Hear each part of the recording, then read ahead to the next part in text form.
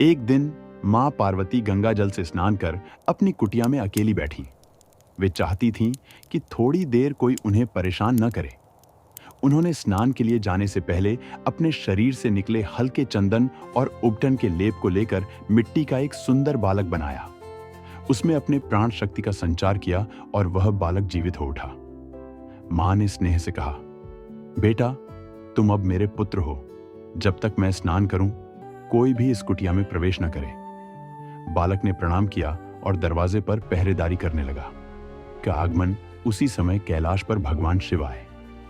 वे अपनी कुटिया में प्रवेश करना चाहते थे, पर दरवाजे पर खड़े उस छोटे बालक ने रोक दिया। बालक बोला, रुकिए महाशय, मेरी मां भीतर स्नान कर रही हैं। बिना उनकी आज्ञा कोई अंदर नहीं जा सकता। शिवजी ने आश्चर्य से पूछा, तुम कौन हो जो मुझे रोकते हो? मैं इस गृह का स्वामी हूं। परंतु बालक दृढ़ता से बोला, स्वामी चाहे कोई भी हो, पर जब तक मेरी मां बाहर नहीं आती, कोई अंदर नहीं जाएगा। संघर्ष और क्रोध शिवजी को यह अपमान जैसा लगा। उनका क्रोध बढ़ गया। उन्होंने अपने गणों को आदेश दिया, इस बच्चे को हटाओ और भीतर जाने दो। गणों ने प्रयास किया, पर बालक शक्तिशाली और अडिग था। उसने अपने डंडे से सबको परास्त कर दिया। अब स्वयं शिवजी आगे बढ़े। दोनों के बीच भीषण युद्ध हुआ। अंततः क्रोधित होकर शिवजी ने अपने त्रिशूल से उस बालक का शिरच्छेद कर दिया। पार्वती का शोक। जब मां पार्वती बाहर आईं और अपने बालक को निर्जीव देखा, तो वे शोक से व्याकुल हो गईं। उनकी करुणा और क्रोध एक साथ उमड़ा।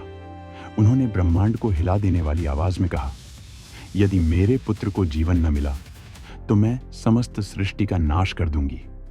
देवता, आर्षि और यहां तक कि विष्णु जी भी हस्तक्षेप करने आए।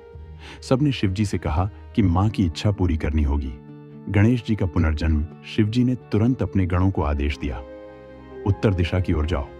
जो भी प्रथम जीव मिले, उसका सिर लेकर आओ। गणों को सबसे पहले एक शक्तिशाली हाथी मिला। उन्होंने उसका सिर लाकर शिवजी को दिया। शिवजी ने उस हाथी का सिर बालक के धड़ पर स्थापित किया और दिव्य मंत्रों से उसे पुनर्जीवित किया। बालक फिर से जीवित हुआ और मां पार्वती ने उसे आंसुओं भरी आंखों से गले लगाया। देवताओं का आशीर्वाद। सभी देवता वहां उपस्थित हुए और बालक को आशीर्वाद दिया।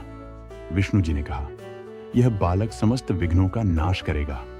ब्रह्मा जी ने कहा, इसका नाम गणेश होगा, गणों का ईश।